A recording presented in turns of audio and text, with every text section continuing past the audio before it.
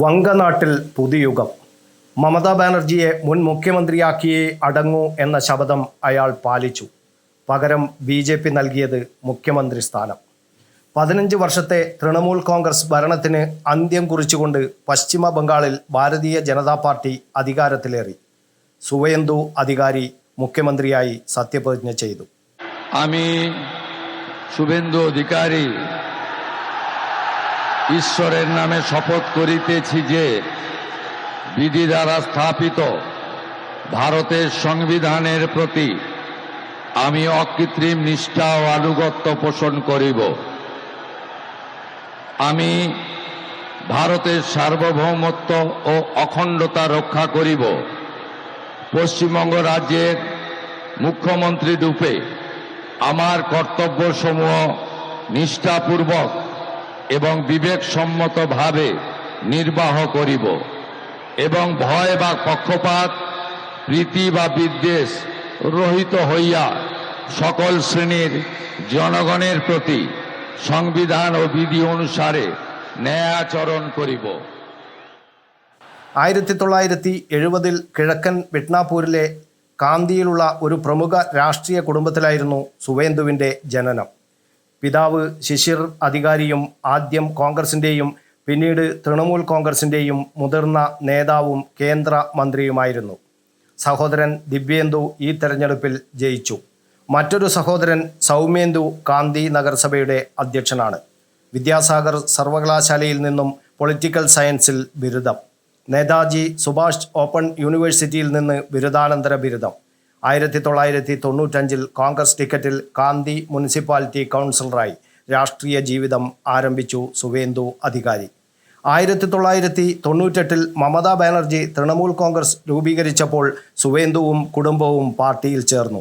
2007 നന്ദിഗ്രാം ഭൂമി ഏറ്റെടുക്കൽ വിരുദ്ധ സമരമാണ് അദ്ദേഹത്തെ ഒരു സംസ്ഥാന തലത്തിലുള്ള നേതാവാക്കി മാറ്റിയത്.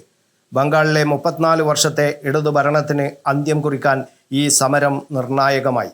പിന്നീട് 2009 2014 അദ്ദേഹം ലോക്സഭാ അംഗമായി തിരഞ്ഞെടുക്കപ്പെട്ടു. 2016 സംസ്ഥാന രാഷ്ട്രീയത്തിലേക്ക് മടങ്ങി. മമതാ മന്ത്രിസഭയിൽ ഗതാഗത ജലസേചന വകുപ്പ് മന്ത്രിയായി. അക്കാലത്ത് മമതയുടെ ഏറ്റവും വിശ്വസ്തനായ വലങ്കൈയായിരുന്നു സുവേന്ദു അധികാരി. ഇതിനിടെ പാർട്ടിയിൽ മമതയുടെ അനന്തരവൻ അഭിഷേക് ബാനർജിക്കുണ്ടായ വളർച്ചയും പ്രാധാന്യവും സുവേന്ദുവിനെ അതൃപ്തനാക്കി. പാർട്ടിക്ക് വേണ്ടി താഴെത്തട്ടിൽ കഷ്ടപ്പെട്ട തന്നെ അവഗണിച്ച് കുടുംബത്തിന് മുൻഗണന നൽകുന്നുവെന്ന് അദ്ദേഹം ആരോപിച്ചു. പിന്നാലെ 2020 ഡിസംബറിൽ തൃണമൂൽ വിട്ട് അദ്ദേഹം BJPയിൽ ചേർന്നു.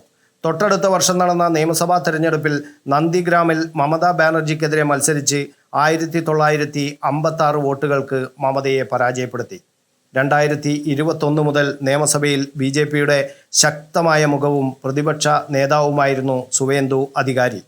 അഗ്രസീവായ പ്രസംഗ ശൈലിയും താഴെത്തട്ടിലുള്ള സംഘടനാ സ്വാധീനവും സുവേന്ദുവിനെ BJPയുടെ ബംഗാളിലെ കരുത്തനായ നേതാവാക്കി മാറ്റി. എതിരാളികളോട് കണ്ണിന് കണ്ണ് പല്ലിന് പല്ല് എന്നതാണ് ശൈലി. അദ്ദേഹത്തിൻ്റെ തീപ്പൊരി പ്രസംഗങ്ങൾ അണികളെ ആവേശഭരിതമാക്കി. ഹിന്ദുത്വ രാഷ്ട്രീയത്തിനൊപ്പം പ്രാദേശിക വിഷയങ്ങളും ഉയർത്തിക്കാട്ടുന്നതായിരുന്നു സുവേന്ദുവിൻ്റെ പ്രവർത്തന രീതി. തൃണമൂൽ കോൺഗ്രസിൻ്റെ സംഘടനാ സംവിധാനത്തെക്കുറിച്ച് അദ്ദേഹത്തിനുള്ള ആഴത്തിലുള്ള അറിവ് BJPക്ക് വലിയ മുതൽക്കൂട്ടായി. താൻ ഹിന്ദുക്കൾക്ക് വേണ്ടി പ്രവർത്തിക്കുന്ന വ്യക്തിയാണെന്ന അദ്ദേഹത്തിൻ്റെ പരസ്യമായ നിലപാട് വിയോജിപ്പുകൾക്കും വഴിയൊരുക്കി. പാർട്ടിക്കൊപ്പം നിൽക്കുന്നവർക്ക് വേണ്ടി മാത്രം നിലകൊള്ളുക എന്ന നിലപാടാണ് അദ്ദേഹം അടുത്തിടെ സ്വീകരിച്ചത്. എല്ലാവർക്കും ഒപ്പം എല്ലാവരുടെയും വികസനം എന്ന നയത്തിന് പകരം പാർട്ടിക്കൊപ്പം നിൽക്കുന്നവർക്ക് മുൻഗണന നൽകണമെന്ന് അദ്ദേഹം പാർട്ടി യോഗങ്ങളിൽ ആഹ്വാനം ചെയ്തു. എന്തായാലും ഈ തെരഞ്ഞെടുപ്പിൽ മമതയുടെ കോട്ടയായ ഭവാനിപ്പൂരിൽ അവരെ 15,000-ലധികം വോട്ടുകൾക്ക് പരാജയപ്പെടുത്തിക്കൊണ്ട് അദ്ദേഹം വലിയ രാഷ്ട്രീയ അട്ടിമറി നടത്തി. തെരഞ്ഞെടുപ്പിൽ 293 സീറ്റുകളിൽ 207 സീറ്റുകൾ നേടി BJPയെ വൻ വിജയത്തിലേക്ക് നയിച്ച സുവേന്ദു അധികാരി ബംഗാളിൻ്റെ അടുത്ത മുഖ്യമന്ത്രിയായി സത്യപ്രതിജ്ഞ ചെയ്തു. കൊൽക്കത്തയിൽ നടന്ന ചടങ്ങിൽ പശ്ചിമ ബംഗാളിൻ്റെ ആദ്യ BJP മുഖ്യമന്ത്രിയായി സുവേന്ദു അധികാരി അധികാരമേറ്റു. മമതയുടെ ഉദയത്തിന് സഹായിച്ച അതേ സുവേന്ദു തന്നെ അവരുടെ ഭരണത്തിന് അന്ത്യം കുറിച്ചു എന്നത് രാഷ്ട്രീയത്തിലെ കാവ്യനീതിയായി. Sivadasan Karippal, Kannur media.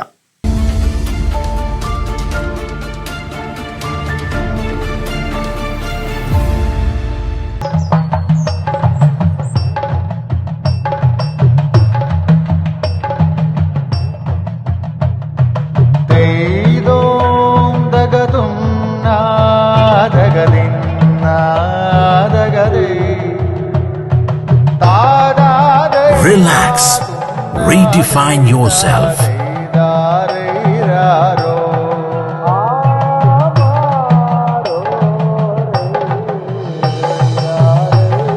Green Planet Hotel, near Kannur Airport, Mattannur.